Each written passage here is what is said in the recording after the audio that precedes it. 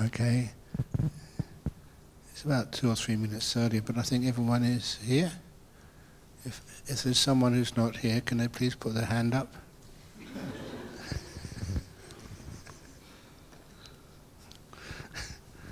Okay. I'll just warm people up. I know there was this guy who went to see his counsellor, a psychiatrist. He said, "What's wrong with you, sir?" He said, "Well, sometimes I'm sure I am a marquee." You know what a marquee is? You haven't seen marquees, when they have these big events, sometimes have these huge tents outside. So sometimes I'm sure I'm a marquee. Other times I think I'm a teepee. Teepee is one of those like canvas abodes for the indigenous American community. Sometimes I think I'm a teepee, sometimes I think I'm a marquee. And the psychiatrist said, "Oh, I know your problem. You're too tense." Okay, thank you. You're so kind for laughing. I just want to make sure that on the first days of this retreat, you don't get too tense inside yourself. Meditation is supposed to relax you very deeply and make you so peaceful and so happy. That's one of the reasons why we use it at all different levels of life, in order to make us learn how to be successful in life. You haven't missed anything, by the way, just a couple of bad jokes to warm people up. And that's done on purpose, because a lot of times people come on a retreat, even though it's a short retreat, and we think, "Oh my goodness, how I'm going to last, for these couple of days when I'm not allowed to speak. I can't just go and eat what I want, when I want. I just have to sit all day just cross-legged on a chair." I know that sometimes people would ask me that. "You mean on these retreats? Sometimes you are tortured, you cannot get up when you want to, you have to get up at a certain time, there's many things you can't do, and you have to pay for that as well."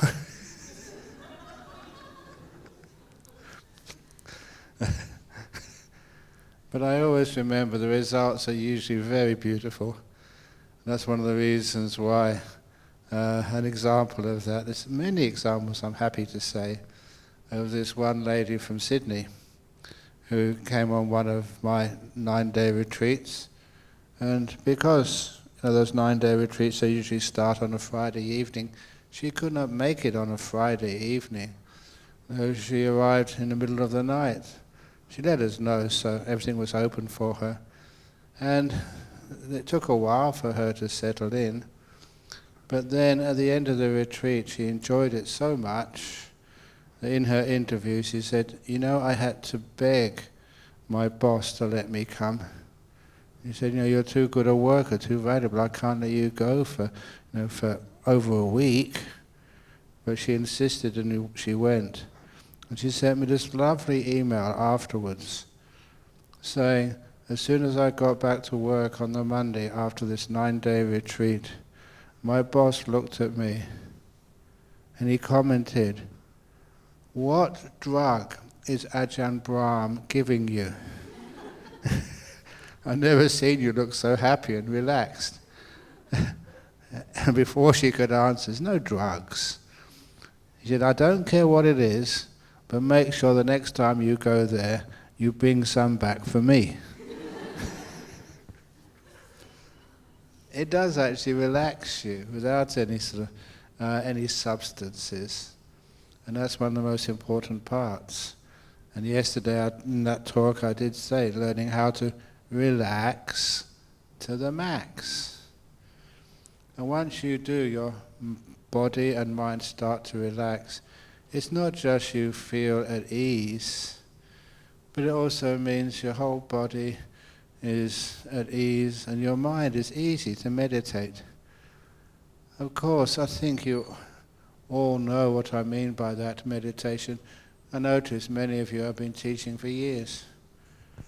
That's why I always say I must be a terrible teacher, a really bad teacher. You know why I say that? If I was a good teacher, you'd all be enlightened by now.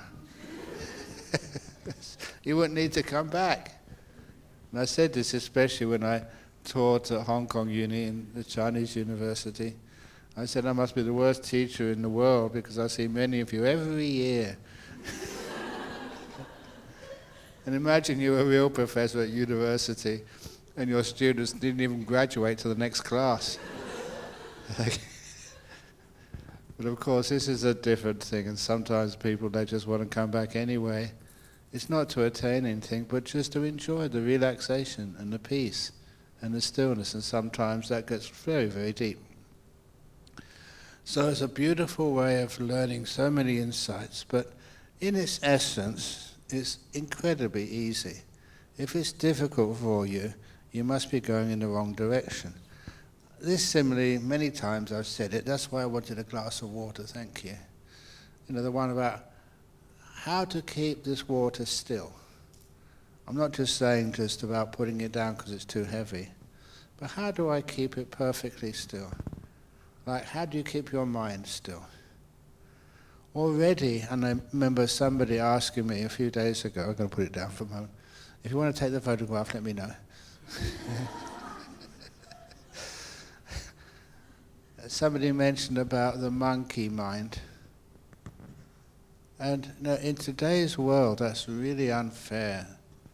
And I'll tell you why it's unfair to call it monkey mind. Because it was on a Wesak day in Sri Lanka. It's okay, you haven't missed much. Very good. The monkey mind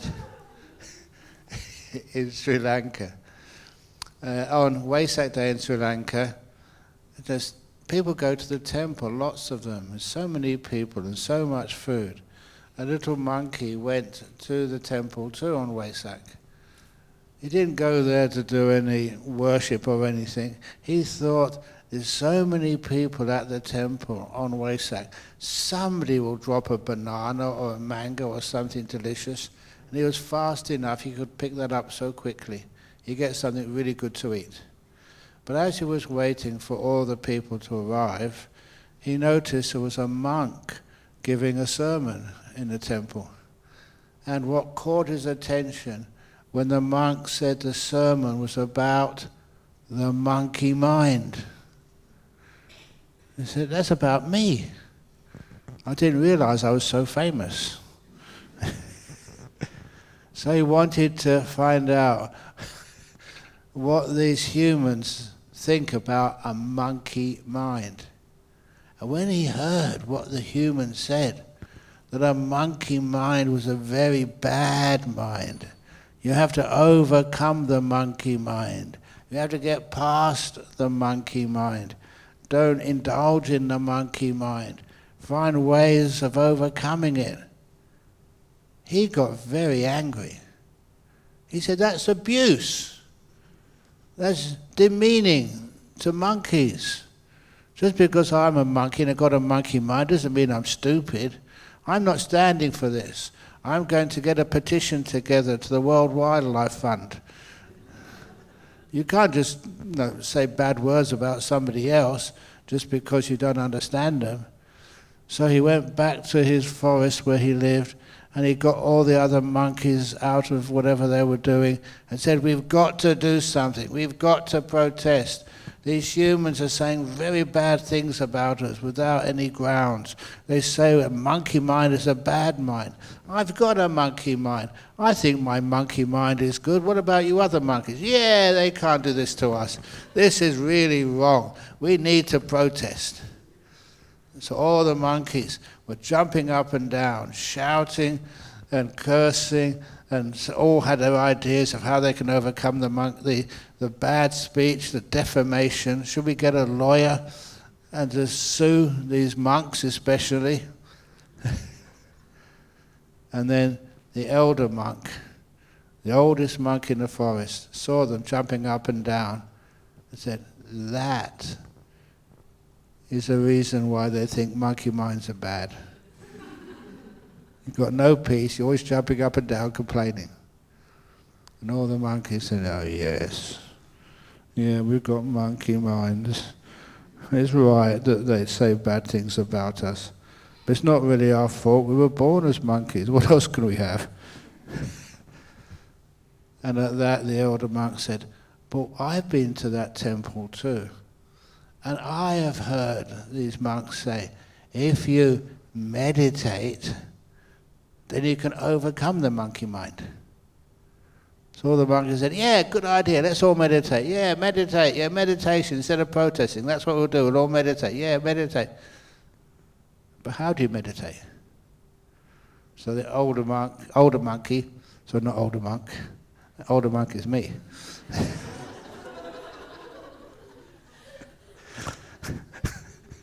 The older monkey said, well, I've heard the way to meditate, first of all, you've got to sit on the floor, on a cushion. So, yeah, let's get a cushion. So all the monkeys went into the forest, they got some grass, some other stuff to sit on, and they made nice little zafus for themselves, and they put them on the ground, they sat on them. Now what do we do? And the elder monkey said, don't encourage me. The elder monkey said, well, you've got to sit cross-legged. So right leg over the left leg. So all the monkeys sat down, the right leg over the left leg. Right paw over the left paw. They all did that. Back straight. And all the monkeys straighten their back. And close your eyes. And now watch the breath go in and the breath go out. And that was the first time ever in the history the monkeys in Sri Lanka meditated. Only for about 1 minute. And after 1 minute, one of the monkeys put their hand up and said, excuse me, I've been thinking, don't you remember that because all the people were at the temple, we could go to the banana plantation and steal some bananas for lunch? I know it's not lunchtime yet, but if we go to the plantation now, we can gather all those bananas, and we won't eat them yet. We'll just pick them and put them in the middle of this plantation. I've been thinking we have to do that anyway. Let's get that out of the way. Have you ever done that, getting things out of the way before you come on the meditation retreat? So they're all, that's why people come in late. So, shall we just go and get the bananas? Say, yeah, let's do that. I've been thinking the same. So they all swang through the trees and got to the banana plantation. They stole all these bananas, but they were very good. They never ate any bananas yet. They brought them all back, put them in a big pile in the middle of the opening in the forest where they were discussing these things. And then they went back onto their little cushions, put their right leg over the left leg, the right paw over the left paw, back straight, and started watching their breathing again. They got that distraction out of the way. Another minute. Excuse me, said another monkey. There's something else we need to get out of the way as well. You know, before we eat those bananas, we have to peel them first. So let's peel those bananas. Then I don't have to think about it anymore. Yeah, good idea. I've been thinking the same, said the other monkeys. So they all got up from their seats and started peeling the bananas. When they peeled all the bananas and they were all put in a nice pile, they didn't eat any yet, and then they started meditating again. Right leg over the left leg, right paw over the left paw, back straight, and close their eyes and just breathing in and breathing out. Really peaceful. Excuse me, said another monkey. I've been thinking, before we eat those bananas, it's not lunchtime yet, but before we eat the bananas, we have to put them in our mouth first. That's monkey wisdom. So let's put them in our mouth first. We won't eat them yet, it's not lunchtime yet, so I don't need to think about it. So they all got up and they put bananas in their mouth. I often say, when I first heard this story, this is how it was told to me. Some monkeys put 2 bananas in their mouth. One for 3. With bananas in their mouth, they went back to their meditation seat, crossed their legs, put the right paw over the left paw, back straight, close their eyes, just watching the breath, breathing in. Do you think they even got to the next breath? They had juicy bananas in their mouth. They ate all those bananas without telling anybody. They couldn't ask permission anymore because their mouth was stuffed with bananas. They couldn't put their hand up. And they ate all those bananas and did no meditation. That's what we call the monkey mind. I'll get this out of the way first, and then I'll meditate. So after a while, we realize what we should be doing is get meditation out of the way first. Get peace and stillness and happiness and health out of the way. And then you can go and do the other things which you do in your life. It's like giving priority to stillness. And of course, it's so easy to do. That's why I put this up first of all. Stillness, not samadhi. Samadhi, is the meaning of samadhi, not concentration. I make a big point of this. I know there are still monks who argue with me, but it is stillness, never concentration. One of the reasons which I do that is that from my own personal experience, but also that a few years ago there was a professor of, I think, Chinese language from Stanford University. She was, a highly acclaimed intellectual, authored many books, and she had a professorship at Stanford. And she came to Bodhinyana Monastery, or rather Jhana Grove, every year for a few years, because it was a nice place she could disappear. And she told me, please don't tell the local university she's here, otherwise her retreat would be interrupted by invitations to come and teach here and teach there. So anyway, we did that. But I remember one day that I was talking with her about meditation, and I said, I never agreed with the translation that samadhi means concentration. I said, well, yeah, of course. For her it was obvious. And the reason why she said it was obvious was because she'd looked in many of the Chinese versions of the Tipitaka, the suttas. And she said there, the monks who many, many hundreds of years ago translated the word samadhi into Chinese, they would always use the word stillness. Never ever anything to do with concentration. It's similar in the sense that when you become still, you are focused. But the concentration arises from some effort on your part. You make it concentrated. Stillness is something which happens naturally. And there's a huge difference there. If ever, I still have these terrible memories of being in school when I was very young, and a teacher shouting at you, concentrate, concentrate. And the word had a bad meaning for me. It's something I had to do, something I could fail at. But stillness was something you didn't do. Stillness is what happens when you're aware but do nothing. You don't interfere. And this is why I put out you want to get your camera out now? No, you've seen me do this so many times. How do you keep the water still? You can't hold it still. A lot of times I have fun with similes, always adding new things. Right now. It's okay. You see me do this before, I'll do it again for you for the camera next time. So, I mean, is the water become still yet? Has it? Give me some feedback. Why? But I'm not paying attention, am I?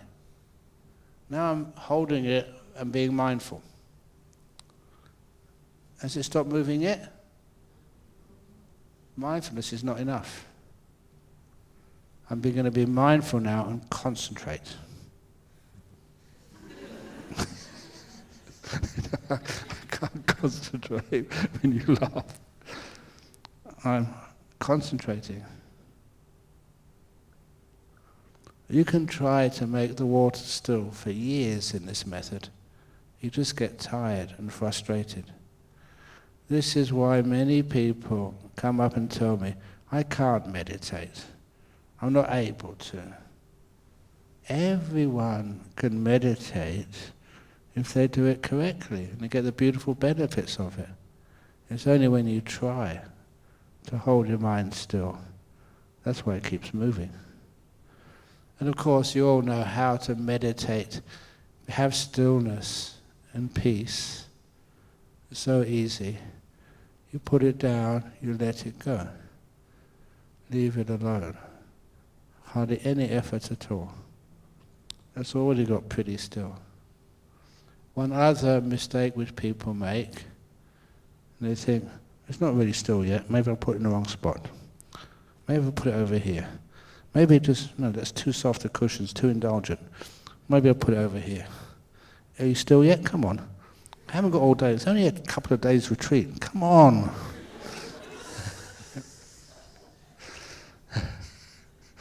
So a lot of times you can understand the metaphor there, the simile. If you want to find some stillness, put it down, leave it alone, and have a little bit of patience. And your minds will become perfectly still. That's how it works. So easy to do when you don't do it. That's one of the reasons why when I tell people, ask people, invite people, just sit down and relax to the max. I think, relaxing to the max, this is lazy. My goodness, this is Hong Kong. Yes, we're not stupid people, we've got to do things. I haven't got all my life just to relax and become enlightened.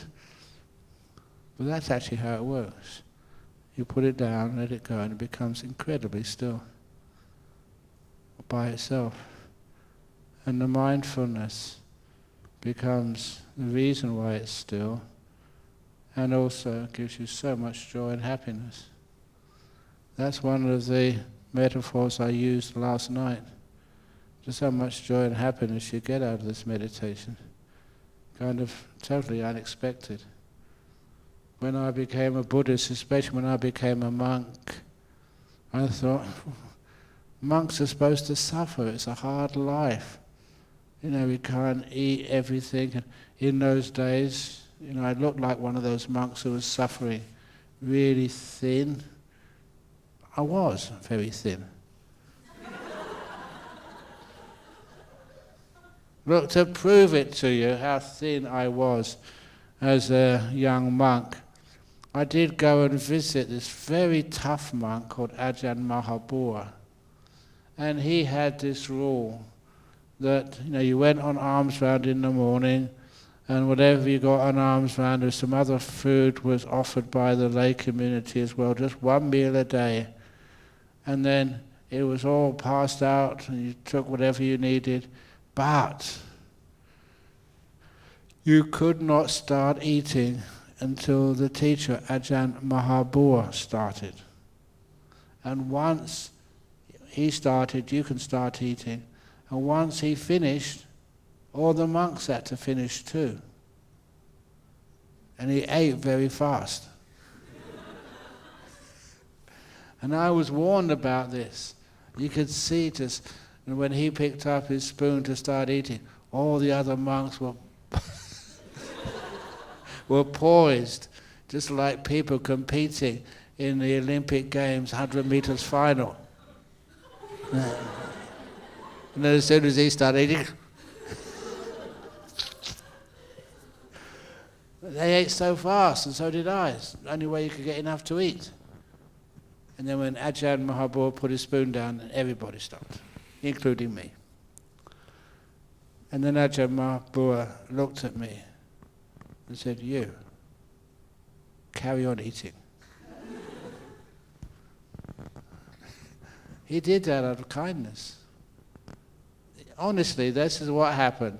All the other monks there had to stop eating and go wash their bowl. But me, I had to carry on eating. I was always good at following orders, especially ones which I liked. And he did that. He said, "You're too thin, you're not eating enough," just out of kindness. So that's actually how thin I used to be. But later on, you did put on weight because you knew how to relax to the max. How to be peaceful, how to be still, not concentrated, but still. And what happens when you're still? That stillness is such an important part of the meditation. And I did mention this in passing. How can you be still when you've still got unfinished business from the past? How can you finish that business from the past? Easy. This is how to let go of the past. This is one of those other Thai monks I respected. His name was Ajahn Buddhadasa, living in the south of Thailand. And he was building his big hall, the meditation hall one day. Not one day, many days. And a visitor came to see him and said, "When is your hall going to be finished?" You know what he said? "It is finished." "What do you mean it's finished? There's no roof on the hall. Are you going to leave it like that so all the monks can enjoy being rained upon and too much sun coming in? And there's all bags of cement all over the floor. It's a mess. There's no glass in the windows. What do you mean it's finished?" And that's when the great master Ajahn Buddhadasa replied, "Sir, what's done is finished." And then he left and went off to meditate. I love that statement. What's done is finished. Is my talk over yet? Yes, it is. What's done is finished.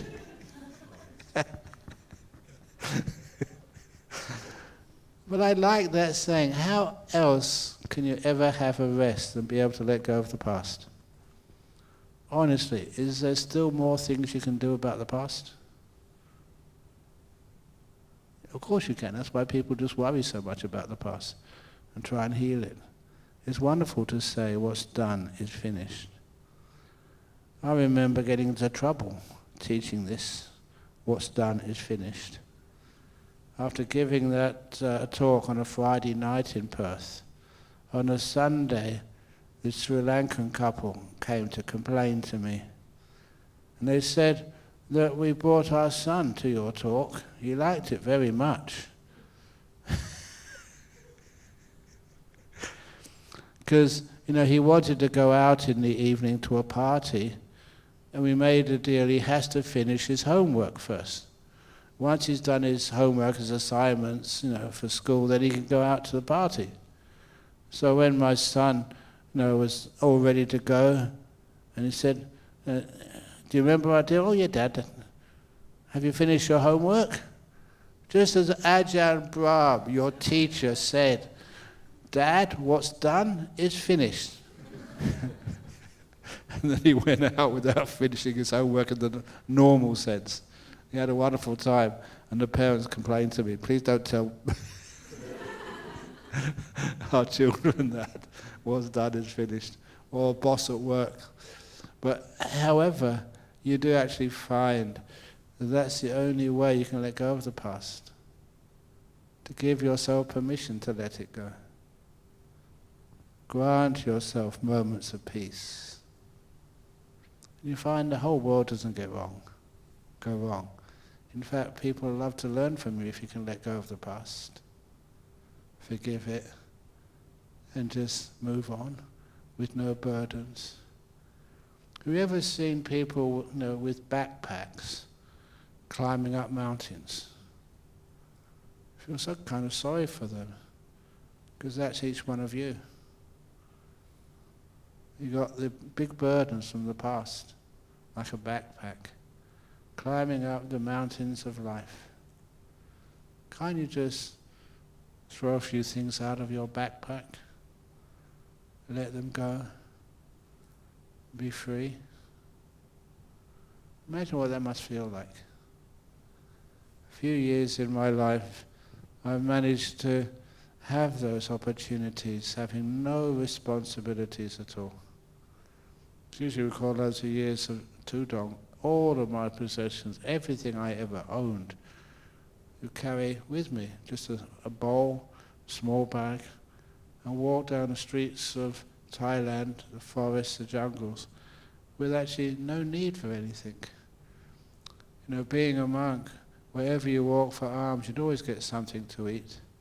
You could actually sleep in the forest, in the jungle, anywhere. And what did you need? Absolutely nothing. That's why I enjoyed those days. But even these days, you see me going through airports. You've picked me up and carried my belongings. This is my travel baggage. Is it heavy? It is a little bit heavy, you've got to be honest. But it's great when you go through the customs and immigration just carrying so little. A lot of the times they say, "Sir, you've got to pick up your baggage before you get out of the airport. And come here afterwards. Go and get your suitcases." Have you ever seen me coming here with a suitcase, Freddie? It's so easy when you don't have anything. It's also good fun too, because I remember one of the customs officers over in Perth, he was actually checking people before they boarded and said, "In your bag, have you got any sort of sharp objects?" "No."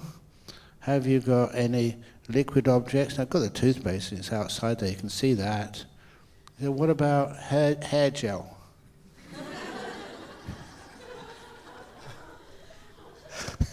He actually asked that. I couldn't help but just laugh my head off, and all the people behind me, they started laughing too. And then he laughed. And he just said, "I'll get out of here." So it went straight through. But I love that when you don't have very much. It's so easier to travel. And that's one of the reasons why we can let go of the past.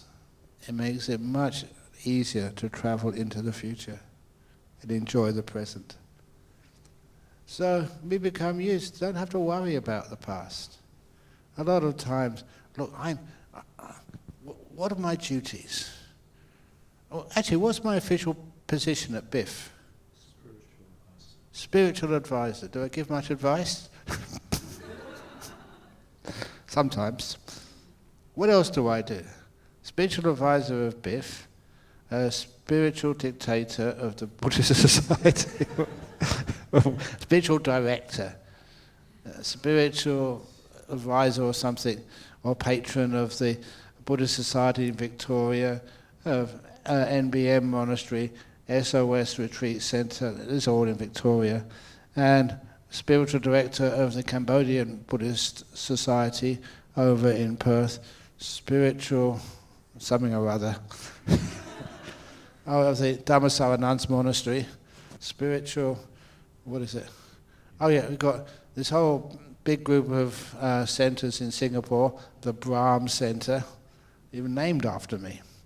And then spiritual advisor or patron of Buddhist Gem Fellowship in Malaysia, and spiritual advisor or patron, I don't know which, of the Anukampa Bhikkhuni Society. Oh my goodness, I've got so many jobs. Do I look stressed out? You know why? You can let them go.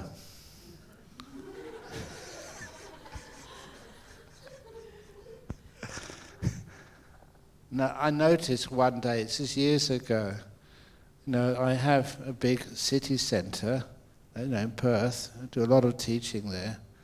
And then a monastery over in Serpentine, just a small little monastery. I think it's about 500 acres now, with about 30 monks. And goodness knows how many other people there. There's a lot of people to be responsible for. So I remember just having finished like a weekend at our city centre, then going down to our monastery.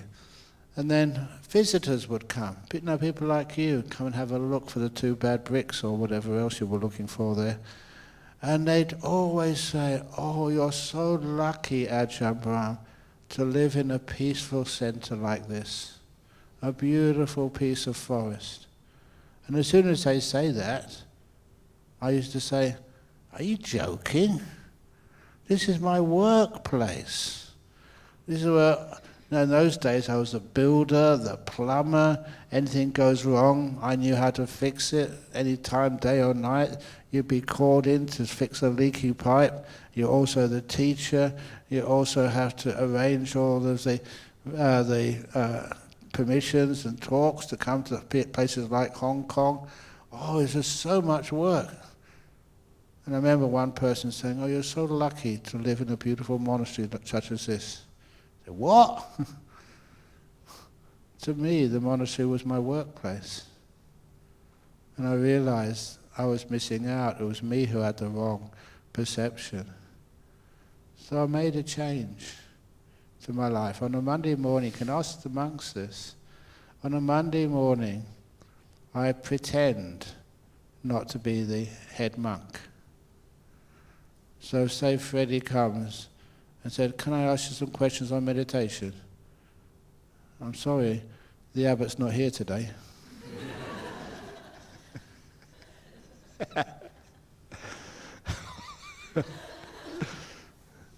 That's some great fun imitating not being a boss. And even this, oh, I can't resist these stories. They're true stories. On this one time that I was busy mixing up concrete, getting cement all over me, getting really dirty. Because, the builder as well. And so, mixing up all the concrete and just going to my room to get a shower, a ensuite in there. And then I thought it was an ice cream truck coming. All this jingle, jingle, jingle. It wasn't an ice cream truck. It was a Sri Lankan high-class lady with so much jewellery. When she walked, it went...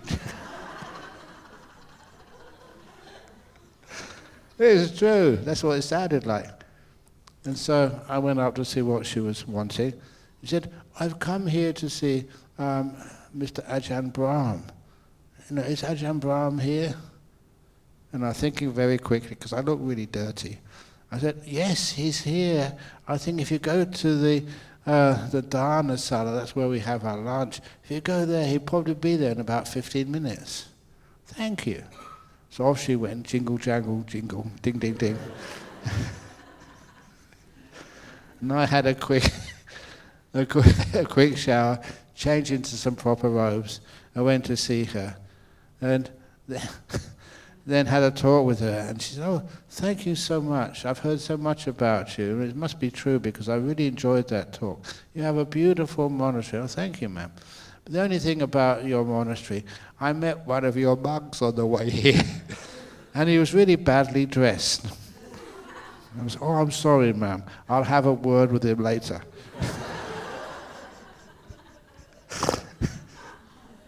And that's actually almost exactly what happened. I wasn't lying. I wasn't breaking any precepts. I do talk to myself. But that's the only way you can enjoy a beautiful monastery, if you're not the boss. Honestly, if you go out for lunch, or even here, the lunch is... Was it good lunch for you today? I was trying to catch you out, you're too smart.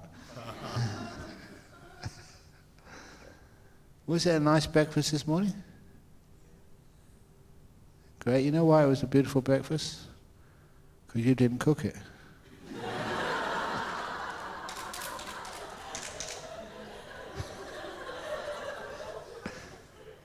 And you don't have to wash up afterwards.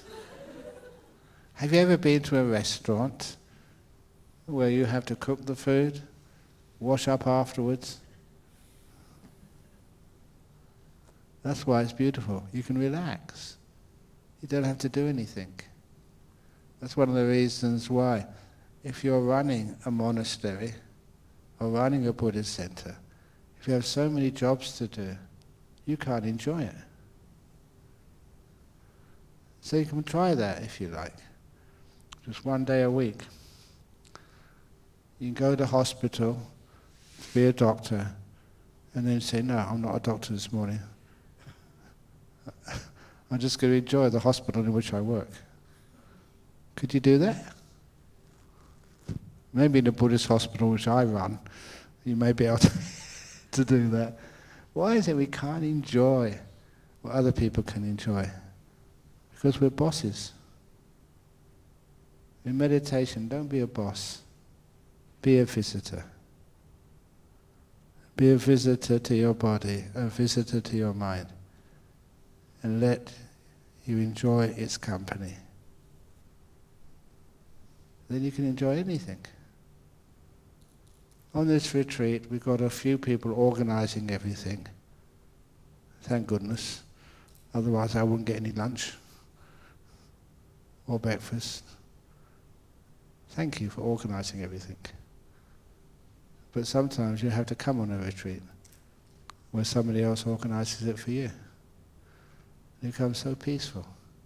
You can enjoy life much more when you don't have any duties. That's why my cup gets so peaceful. My water is so still. Because I'm not asking it to do anything. It becomes still, all by itself. One of Ajahn Chah's other similes, I told you the simile about the mango trees last night.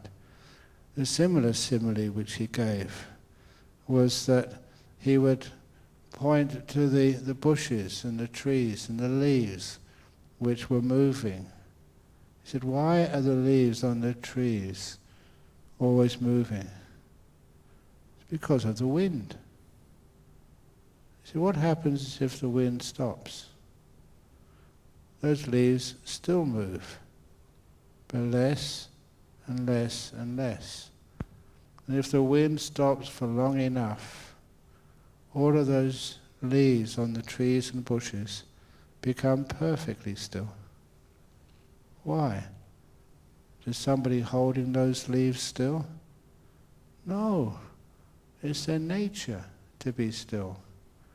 They only move because something outside of them disturbs them. He said that's the same with the human mind. The human mind becomes perfectly still if you leave it alone. That's its nature, its default state. That's a difficult thing for us to do, but actually how it works. To leave your mind alone. And then it becomes still. But then some people say, oh, that's your mind, Ajahn, but my mind, if I leave it alone, it'll become sleepy. Do you have sleepiness in your meditation? What's the best way to overcome sleepiness in meditation? Sleep, yeah.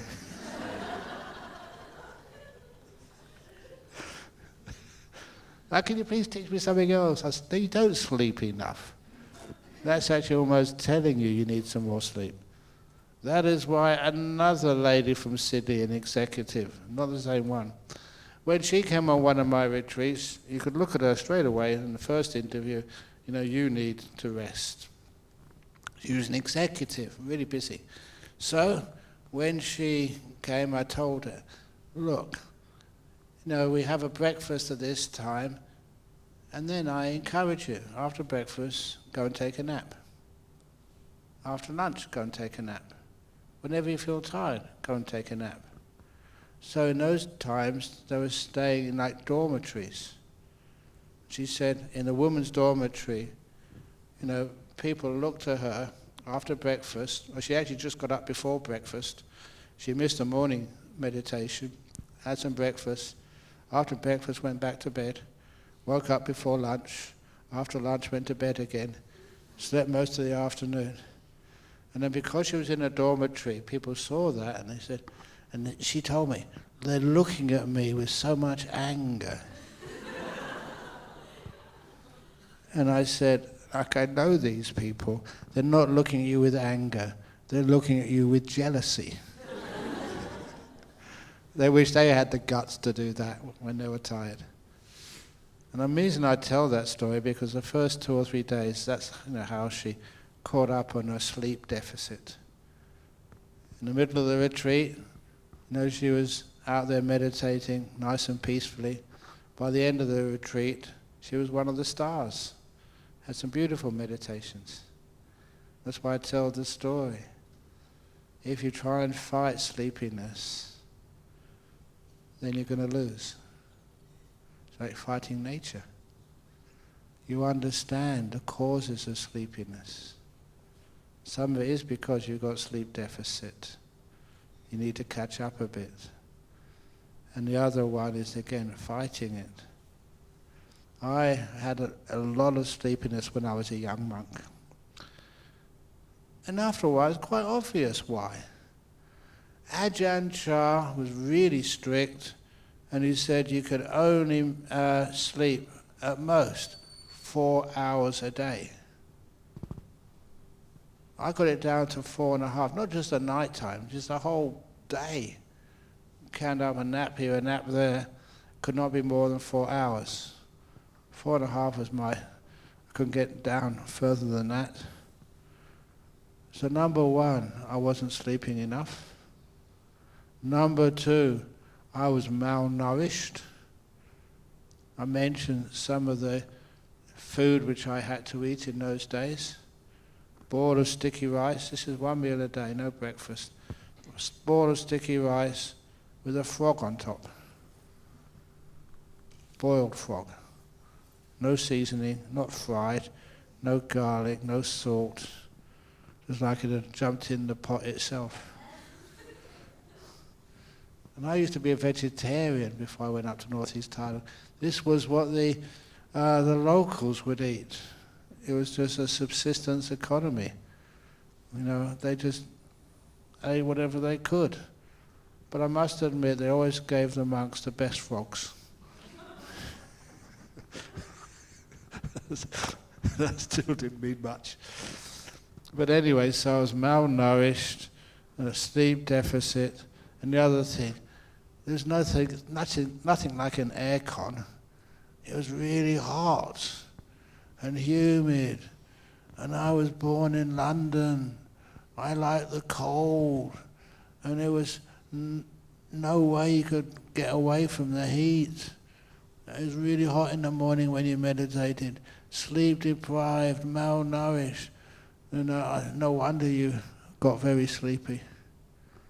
And then what taught me the problem, when I went down to Bangkok to renew my visa, and we were allowed to stay in this new building in the monastery called Wat Buon, and in that building, it was, they had, what's it called, mosquito mesh on the windows, so you weren't bothered by mosquitoes at night.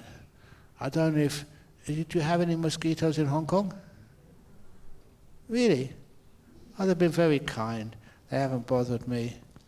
But the mosquitoes in Thailand, they were sadistic. You know why I say that? Because before they bite you, they go into your ear, goes buzz, buzz, buzz, buzz, buzz. And that was mosquito language. I'm going to bite you. I'm going to bite you. And sometimes, because we were monks, we were always very compassionate. So if one landed on your hand, okay, it's going to bite me anyway, come on. Just get us whatever you need. It's only a small amount of blood. And those mosquitoes, they probably need that to have their babies. You know what they would do? they put their proboscis nose, whatever you call it, and they'd put it into your skin. You know, it was not pleasant, but they put it in. And because I was just letting it do that, you know what it did next? It obviously didn't like that bit of blood, so it walked a little bit over and did another drill hole. And then it usually did 2 or 3 tries before it got the type of blood which it liked. It took advantage of my kindness. Could have swatted it so easily.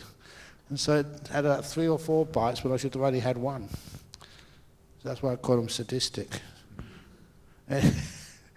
Anyway, that I had mosquito screens. So I never had any mosquitoes to keep you awake at night.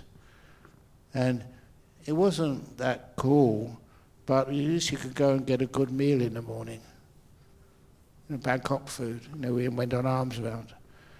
And then the best part was somebody had found in that monastery, in that new building, was a room with an aircon. Oh, that was like going to a heaven realm for me. You go there early in the morning. You used to get up at 3 o'clock. About 3:30 you went in there and the aircon was on. And it was so cool. You had a good night's sleep.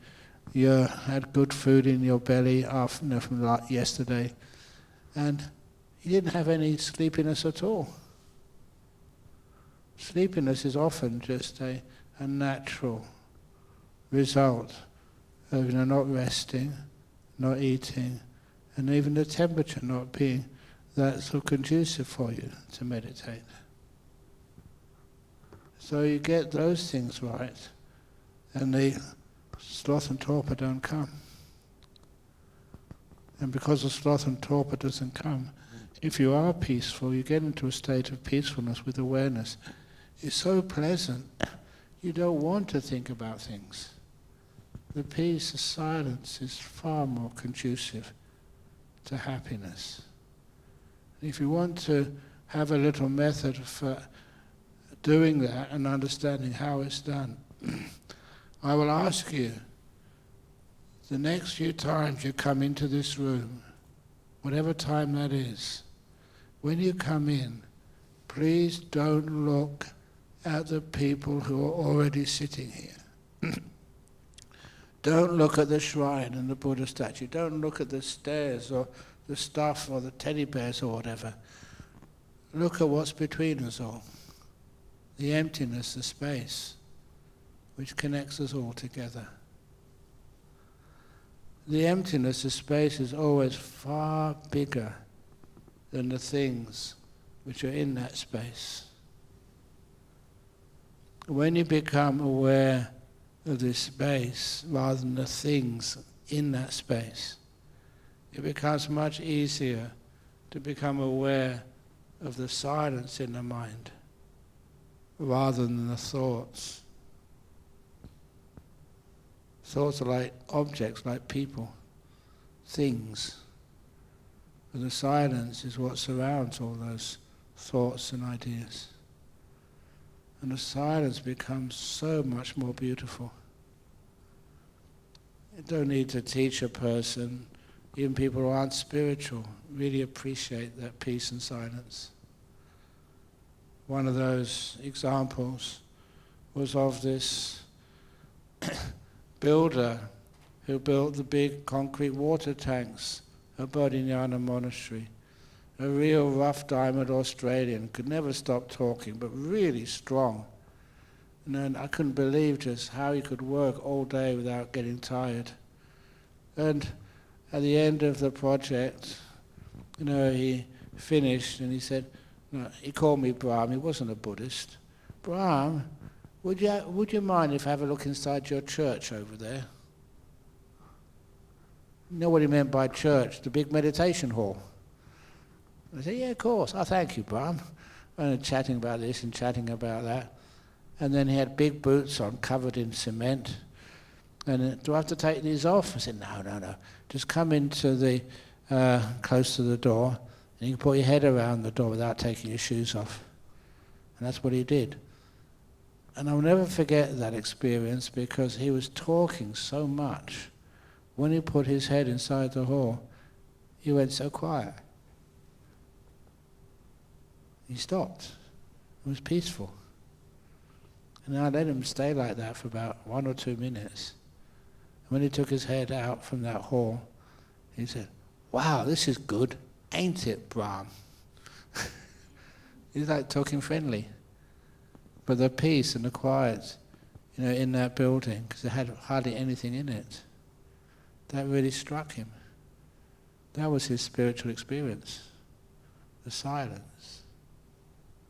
That's why in old days, if it was a place of spiritual history, it was the silence which conveyed the power of whatever it was trying to remember. And the first time I went to Bodh Gaya in India, still as a layperson, hardly anyone was there, honest. Buddhism hadn't become internationally well respected yet. There's a few monks having temples there, but no people. And it was silent. I really loved it when it was silent. Now it's really noisy. Even one place I used to go when I was getting visas in London to go overseas to either visit or to even go to Thailand eventually. When it was so busy trying to get your visas or air tickets, I always used to go to Westminster Abbey. It was free, you didn't have to book in or anything, just walk in the door and just go to a nice quiet place in that sort of building. The last time I went in there, I was kind of devastated. They'd installed a PA system, and there's always announcements. If you want to come to the next sermon, if you want to come and visit and go over here where so-and-so is buried or whatever, oh, crikey. That was like sacrilege, destroying the peace and stillness of that place. Isn't it wonderful to find some places where you can be still? Absolute silent. They're beautiful. Even, okay, I'm going to finish in a few moments with this story. Totally unexpected. But I remember going to one of those new monasteries which were built in the UK in the very early days in Chithurst in Sussex. I think it was in December, January. And that year they had one of the coldest winters ever. It was minus 26 degrees centigrade outside. And because I was a visiting monk, I had no responsibilities. And so I said, I'm going outside for a walk. I did actually wear some boots and socks, because minus 26 degrees is pretty cold. How cold does it get in Hong Kong? Minus 26? Yeah. It's freezing. But I remember in boots there was snow everywhere and lots of, a couple of woolly hats and a scarf. I kept myself nice and warm. But the thing I would never forget was when I went outside, no one else was outside. There was no traffic. All the roads were iced over, blocked by snow. You only go anywhere by walking. This was in Sussex. There was no aircraft in the sky. Even the airports had all closed down. There was no traffic on any road. No human being was out walking except me. I never saw anybody. There was no squirrels or other stuff, other little animals scurrying about the forest. No birds in the air. They were all hibernating. And I had the whole world to myself. And if you know a county like Sussex, it's very popular, very noisy. And it's like under the main air routes, from Gatwick or Heathrow over to Europe and to Asia and everywhere. And I couldn't believe how silent it was. And even the river, the creek, was not running. It was all iced over. Everything had stopped. And when I stopped walking, the only noise I noticed when I was walking was the crushing of snow under my boots. When I stopped, it's like the whole world stopped. I'll never forget that. It was gorgeous. That's what stillness is like. It has a natural beauty to it. Nothing to fix up anymore. Nothing to do, nowhere to go. You enjoy it 100%. And that's why those experiences of stillness, when it is still, in any sort of building, I don't care what religion it's representing, please enjoy it. The stillness is so healing. And it's the most beautiful sound in the world. So much so, the last part of the story. Years ago, when we were doing a fundraiser for our nuns' monastery, one of the people organizing this, she put me on the spot. She said, I've just written out a check for $10,000. It's a lot of money in those days anyway, for the nuns' monastery, and I will give it to the nuns' monastery on one condition, that you sing a song. I'm a monk. It's against our rules to sing a song. But she said, if you don't sing a song, I'm not giving it to you. She was trying to outwit me. Don't try that with a monk. And I said, can I choose the song? She said, yeah, as long as it's well known.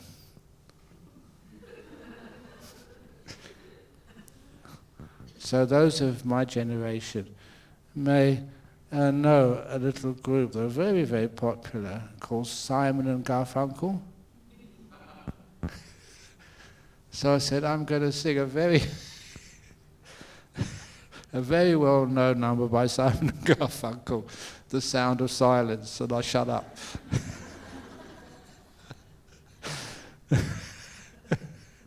And, okay, Ajahn Brahm, I give in. Here's a $10,000 check for your nuns' monastery. So the real sound of silence is not a song, but it's a stillness.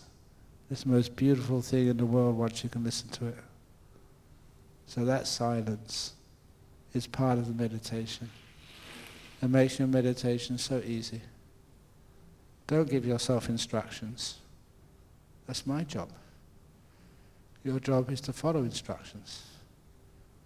And become so silent, so peaceful. You're enjoying yourself so much. And from that point, just let it go. You go deeper into the silence. It will draw you deeper in. And it's always really safe. So that's 10 o'clock. Thank you all for listening. Now I'll leave you to enjoy the silence when I'm not here.